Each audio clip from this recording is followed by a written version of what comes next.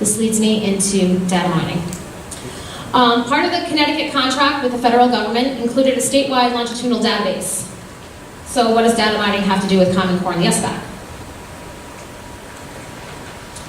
This is a slide, it's kind of difficult to read, but it's a slide from the Connecticut Assessment Forum in 2011. It's from the ELA assessment. If you look under reporting characteristics, you will see that for summative assessments, grades 3 through 8, and interim benchmarks, all grades, it states, data mining customizable.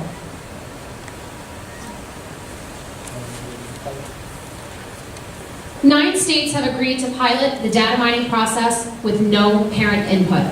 However, Connecticut is not one of those 9, so we did something right. However, Connecticut has established a P20 council. This was prescribed by the Obama administration. Every state in the union is to have one, the state longitudinal database. It can be shared across state lines.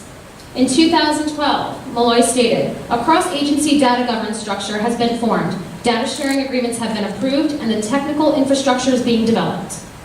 P20 stands for pre-K to age 20. So the span of the data, student data will be collected.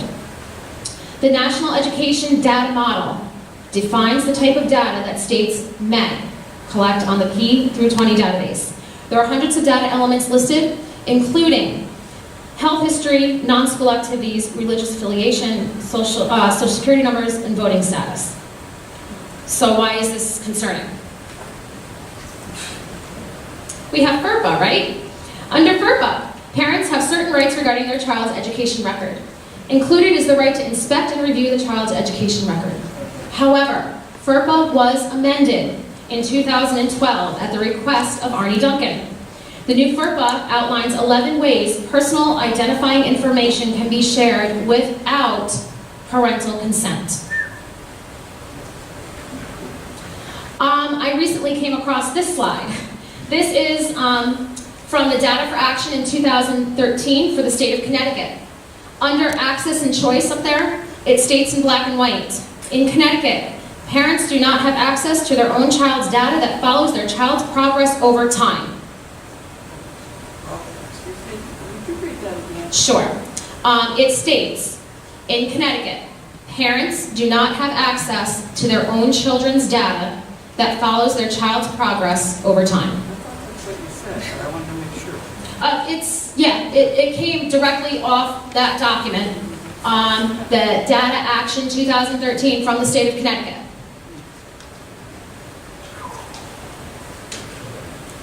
Okay, so why did some parents opt out this year? Opt out of taking the SBAC test, or their child taking the SBAC test. I was one of those parents. I did not allow my 3rd grader to take that test, not because she could not take it, academic-wise, but because of everything that I learned, I would not allow her to take it. So, some parents that I had talked to told me they were opting out because it's just a test of the test. It's not an actual mastery test. It wasn't this past year. It was aligned with the Common Core standards, developmentally inappropriate, and data mining would be tied to it. So how did parents opt out? They would write a letter to the principal, their child's teacher, the superintendent, stating that they wanted their child opted out of the SBAC field test. They sent their letters in, they followed up with a phone call to confirm that their letter was received. However, a state document went out to all districts, telling districts that parents could not opt out their children. So the first request that would go into the district's response should be, explain to the parent that the district has no degree of freedom in the matter. Federal and state law requires that public school students are to be tested.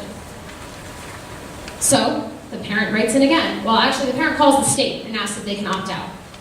At that point, the state tells them, there is no opt-out language in the law. As long as the student is enrolled in a Connecticut public school, the district is required to test them on some form of the statewide exam.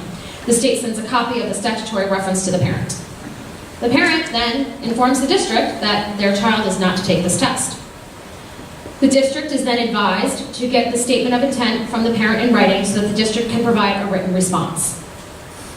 Finally, the parent writes back and says, My child will not be taking this test, and I understand the legal issues. And in these cases, the district generally does not test the student, and the student is counted as absent. So, in other words, the state and district could not tell you that you could not opt out your child. There was a website that was created for opting out, www.ccsoptout.com. Parents would go to the website, they would choose the town in Connecticut, they would choose a letter template, and then they would insert their name and their child's name, hit send, and it would go via email to their district. Nice and easy. The state and district would try to tell you that you cannot opt out your child. That was not true. A lot of parents got some pushback, but we stood our ground, and our children did not take the SBACs if we opted them out. Some districts did not get pushback. I just want to say that as well. I thought this, we should all see this. This is color-coded. The states in green were the states that initially adopted the Common Core.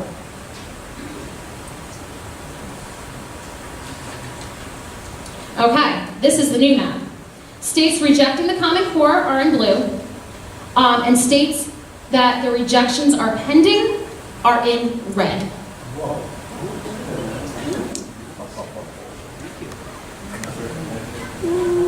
I believe Connecticut is in red. We're trying. Okay, so if you have concerns, how do you facilitate change?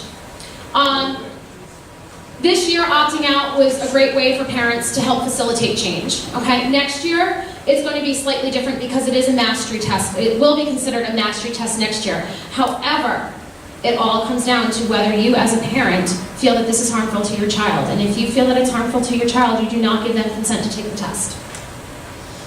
Attend your local Board of Ed meetings, ask questions, share what you've learned. Contact your state legislators and educate yourself. Please do not take what I'm saying up here as gospel. Go and educate yourself and look up the information for yourself. That's the only way that you're going to know what I'm saying up here, besides the fact that I've referenced it, and be comfortable with knowing it. We have a couple of Facebook pages. Stop Common Core in New Milford, Connecticut. Stop Common Core in Connecticut Library. We also have a website, www.connecticutagainstcommoncore.org. A lot of very valuable information is posted.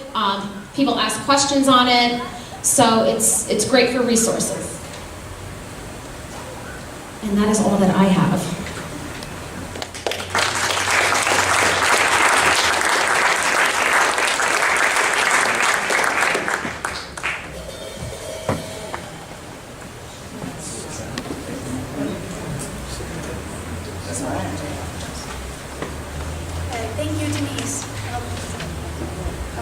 Thank you, Denise.